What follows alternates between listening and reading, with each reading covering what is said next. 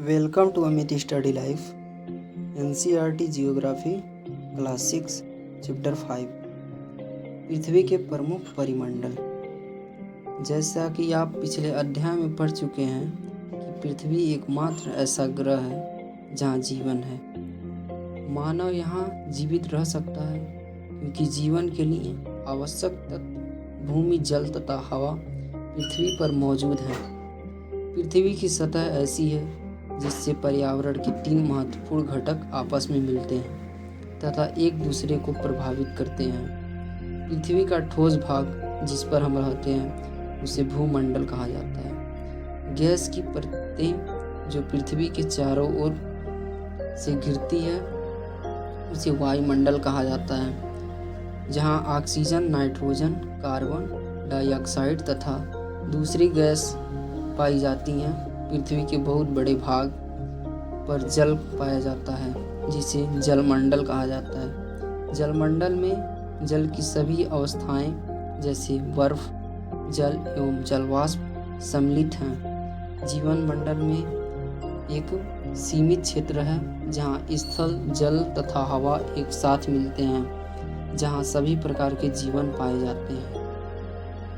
शब्द की उत्पत्ति। ग्रीक भाषा से लिथास का अर्थ है पत्थर, एटमास का अर्थ है वाष्प, हुडर का अर्थ है जल, बायोस का अर्थ है जीवन। क्या आप इसमें से और अधिक शब्द बना सकते हैं? भूमंडल। पृथ्वी के ठोस भाग को भूमंडल कहा जाता है। यहाँ भूपर्पटी की चट्टानें तथा मिट्टी की परतें पाई जाती हैं, जिससे जीवों के लिए पोषण तत्व पाए जाते हैं। पृथ्वी की सतह 2 भागों में बांटा गया है। बड़े स्थलीय भूभाग की महाद्वीपों के नाम से जाना जाता है तथा इसे बड़े जलाशयों को महासागरीय बेसिन के नाम से जाना जाता है। विश्व के सभी महासागर आपस में एक दूसरे से जुड़े हुए हैं। चित्र 5.1 में विश्व के मानचित्र को देखिए। क्या सभी स्थल भूभाग एक दूसरे से आपस में जुड़े हुए हैं? समुद्री जल तथा जल की सभी जगह समान होती हैं। स्थल की ऊंचाई की समुद्र तल से मापा जाता है, जिसे 0 माना जाता है। विश्व का सबसे ऊंचा शिखर माउंट एवरेस्ट समुद्र तल से 8,848 मीटर ऊंचा है। विश्व का सबसे गहरा भाग प्रशांत महासागर का मोरियाना गर्त है, जिसकी गहराई 11,122 मीटर है। क्या आपने सभी कल्पना की है कि सभी समुद्र की गहराई पृथ्वी की सबसे ऊंचे भाग से इतनी अधिक भी हो सकती है? महाद्वीप। पृथ्वी पर 7 प्रमुख महाद्वीप हैं। ये विस्तृत जलराशि के द्वारा एक दूसरे से अलग हैं। ये महाद्वीप हैं एशिया, यूरोप, अफ्रीका, उत्तरी अमेरिका, दक्षिण अमेरिका, ऑस्ट्रेलिया तथा अंटार्कटिका। चित्र 5.1 में विश्व के मानचित्र को देखिए तथा ध्यान दीजिए कि स्थल का बहुत बड़ा भाग उत्तरी गोलार्ध में पाया जाता है। एशिया विश्व का सबसे बड़ा महाद्वीप है। यह पृथ्वी के कुल क्षेत्रफल के 1/3 भाग में फैला है। यह महाद्वीप पूर्वी गोलार्ध में स्थित है। कर्क रेखा इस महाद्वीप से होकर गुजरती है। एशिया के पश्चिमी यूराल पर्वत जो इसे यूरोप के अलग करता है। चित्र 5.1 यूरोप एक एशिया में संयुक्त भूभाग को यूरेशिया, यूरोप प्लस एशिया कहा जाता है। यूरोप एशिया से बहुत छोटा है। यह महाद्वीप एशिया के पश्चिम में स्थित है। अंटार्कटिक वृत्त इससे होकर गुजरती है। यह 3 तरफ से जल से घिरा है। विश्व के मानचित्र को देखिए एवं इसकी स्थिति का पता लगाइए। अफ्रीका एशिया के बाद विश्व का दूसरा बड़ा महाद्वीप है। विषुववृत्त या 0 अक्षांश इस महाद्वीप के भाग मध्य भाग से होकर गुजरती है। अफ्रीका का बहुत बड़ा भाग उत्तरी गोलार्ध में स्थित है। चित्र 5.1 को देखिए। आप पाएंगे कि यहाँ एक ऐसी महाद्वीप है जिससे होकर कर्क रेखा, विषुवत तथा मकर तीनों रेखाएं गुजरती हैं। सहारा का रेगिस्तान विश्व का सबसे बड़ा गर्म रेगिस्तान है। जो कि अफ्रीका में स्थित है। यह महाद्वीप चारों तरफ से समुद्र एक महासागर से घिरा है। चित्र 5.1 में विश्व के मानचित्र को देखिए। आप देखेंगे कि विश्व की सबसे लंबी नदी नील अफ्रीका से होकर गुजरती है। अफ्रीका का मानचित्र देखिए तथा पता लगाइए कि कर्क रेखा, मकर रेखा तथा विषुवत इससे किन किन भागों से होकर गुजरती है। उत्तरी अमेरिका का विश्व का तीसरा सबसे बड़ा महाद्वीप है।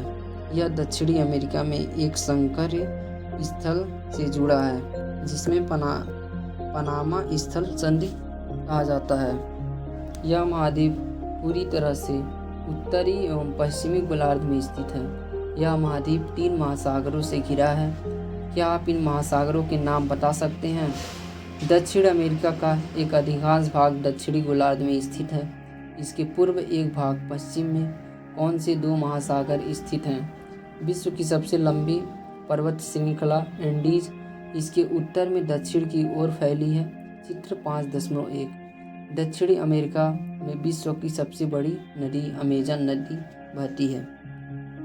क्या आप जानते हैं न्यूजीलैंड के एंडमन हिलेरी तथा भारत के तेंजिंग नोर्गे शेरपा 29 मई 1953 को पृथ्वी का सबसे ऊंचा शिखर माउंट एवरेस्ट पर चढ़ने वाले पहले व्यक्ति थे। जापान की जुंको ताबेई विश्व की सबसे पहली महिला थी, जिसने 16 मई 1975 को एवरेस्ट पर कदम रखा। बचेंद्री पाल भारत की पहली महिला, जिसे 23 मई 1984 को एवरेस्ट पर अपना कदम रखा। ऑस्ट्रेलिया विश्व का सबसे छोटा महाद्वीप है, जो कि पूरी तरह दक्षिणी गोलार्ध में स्थित है। यह चारों तरफ में महासागरों तथा समुद्रों से घिरा है। इसे द्वीपीय महाद्वीप कहा जाता है। अंटार्कटिका एक बहुत बड़ा महाद्वीप है, जो कि दक्षिणी गोलार्ध में स्थित है। दक्षिणी ध्रुव पर इस महाद्वीप के मध्य में स्थित है। क्योंकि यह दक्षिणी ध्रुव क्षेत्र में स्थित है, इसलिए यह हमेशा मोटी बर्फ की परतों से ढका रहता है। यहाँ किसी प्रकार का अस्थायी मानव निवास नहीं है। बहुत से देशों को शोध केंद्र यहाँ स्थित है। भारत के भी शोध स्थापना यहाँ है। इसके नाम है मैत्री तथा दक्षिण गंगोत्री। जलमंडल पृथ्वी को नीला ग्रह कहा जाता है। पृथ्वी का 71% भाग जल तथा 29% भाग स्थल है। जलमंडल के जल के सभी रूप में उपस्थित है। इसमें महासागर एवं नदियों, झीलों, हिम नदियों, भूमिगत जल तथा वायुमंडल की जलवाष्प सभी सम्मिलित हैं। पृथ्वी पर पाए जाने वाले जल का 97% से अधिक भाग महासागर में पाया जाता है एवं वहाँ इतना अधिक खारा होता है कि मानव के उपयोग में नहीं आ सकता। शेष जल का बहुत बड़ा भाग बर्फ की परतें एवं हिम नदियों तथा भूमिगत जल के रूप में पाया जाता है। जल का बहुत कम भाग अलवड़ जल के रूप में पाया जाता है, जो मनुष्य के इस्तेमाल में आता है। यही कारण है कि नीले ग्रह में रहने के बावजूद हम पानी की कमी महसूस करते हैं।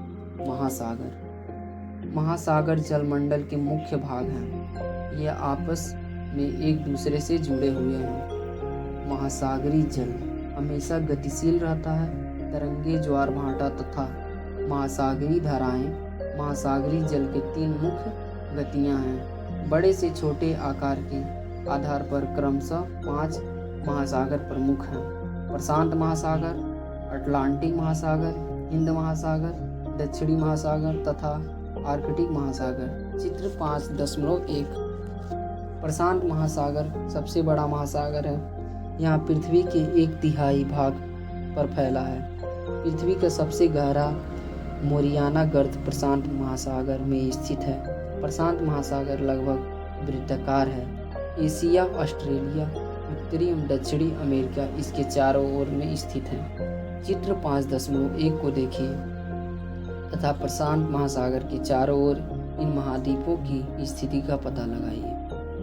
अटलांटिक महासागर विश्व का दूसरा सबसे बड़ा महासागर है। यह अंग्रेजी भाषा के एस आकार का है। इसके पश्चिमी के किनारे उत्तर एवं दक्षिणी अमेरिका तथा पूर्वी किनारे पर यूरोप, अफ्रीका, अटलांटिक महासागर की तट रेखा बहुत अधिक दंडोरित है। यह अनियमित एवं दंडोरित तट रेखा प्राकृतिक पोताश्रयों एवं पंतनों के लिए आदर्श स्थिति है। व्यापार की दृष्टि से यह व्यस्त महासागर है। हिंद महासागर ही एक ऐसा महासागर है जिसका नाम किसी देश के नाम पर यानी भारत के नाम पर रखा गया है। यह महासागर लगभग त्रिभुजाकार है। इसके उत्तर में एशिया, पश्चिम में अफ्रीका तथा पूर्व में ऑस्ट्रेलिया स्थित है। दक्षिणी महासागर अटलांटिका महाद्वीप के चारों ओर घेरती है। यह अटलांटिका महाद्वीप के उत्तर की ओर 7 अंश दक्षिणी अक्षांश तक फैला हुआ है। आर्कटिक महासागर उत्तर ध्रुव वृत्त में स्थित है तथा यह उत्तर ध्रुव के चारों ओर फैला है। यह प्रशांत महासागर के छिछले जल वाले एक संकरे भाग से जुड़ा है जिसे बेरिंग जल संधि के नाम से जाना जाता है। यह उत्तर अमेरिका की उत्तरी तटों पर यूरेशिया से घिरा है। वायुमंडल हमारी पृथ्वी के चारों ओर से गैस की परत से घिरी हुई है जिसे वायुमंडल कहा जाता है। वायु की यह पतली परत इस ग्रह का महत्वपूर्ण एवं अटूट भाग है। हम ऐसी वायु प्रदान करते हैं जिसमें हम लोग सांस लेते हैं। वायुमंडल हम लोगों के सूर्य की कुछ हानिकारक किरणों से बचाता है। वायुमंडल 1600 किलोमीटर की ऊंचाई तक फैली है। वायुमंडल को उसके घटक तापमान तथा अन्य के आधार पर 5 परतों में बांटा जाता है। इस परतों को पृथ्वी की तरह से शुरू करते हुए क्षोभ मंडल, समताप मंडल, मध्य मंडल, आयन मंडल तथा बहिर्मंडल कहा जाता है। वायुमंडल मुख्यतः ऑक्सीजन एवं नाइट्रोजन का बना है जो कि साफ तथा शुष्क हवा का 99% भाग है। आयतन के अनुसार हाइड्रोजन 78%, ऑक्सीजन 21% तथा दूसरी गैस जैसे कार्बन डाइऑक्साइड, आर्गन इत्यादि की मात्रा 1% है। ऑक्सीजन सांस लेने के लिए आवश्यक है जबकि नाइट्रोजन प्रणालियों की वृद्धि के लिए आवश्यक है। कार्बन डाइऑक्साइड यद्यपि बहुत कम मात्रा में है लेकिन यह पृथ्वी के द्वारा छोड़ी गई ऊष्मा को अवशोषित करती है जिससे पृथ्वी गर्म रहती है। यह पौधों की वृद्धि के लिए भी आवश्यक है। ऊंचाई के साथ वायुमंडल के घनत्व में भिन्नता आती है। यह घनत्व समुद्र के तल पर सबसे अधिक होता है तथा जैसे जैसे हम ऊपर की ओर से जाते हैं यह तेजी के साथ घटता जाता है।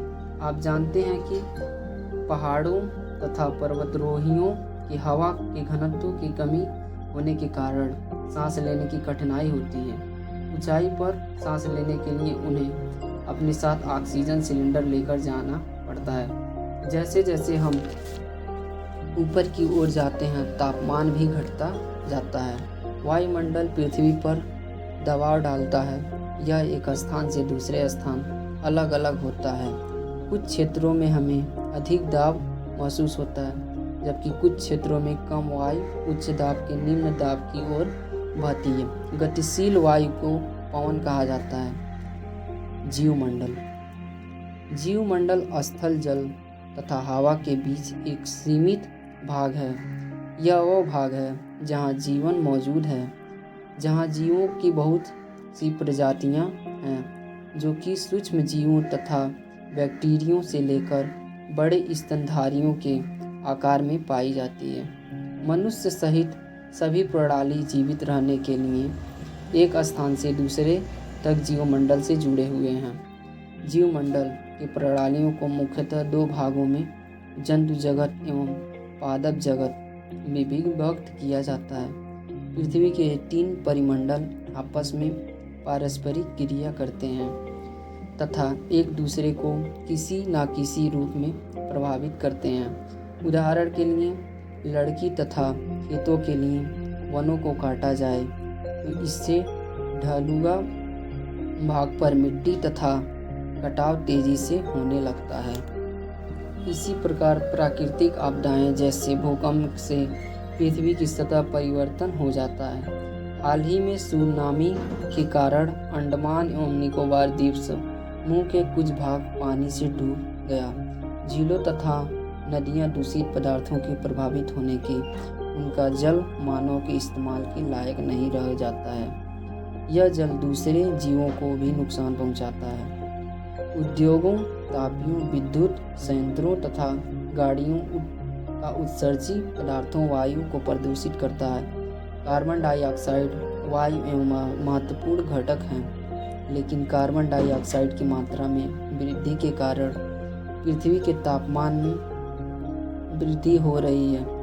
इसे भूमंडलीय तापन कहा जाता है। इसलिए भूकंप भूमंडल, वायुमंडल तथा जलमंडल के बीच के प्राकृतिक संतुलन को बनाए रखने के लिए पृथ्वी के संसाधनों के सीमित उपयोगी की आवश्यकता होती है। इस प्रकार चैप्टर समाप्त हो गया। जय हिंद।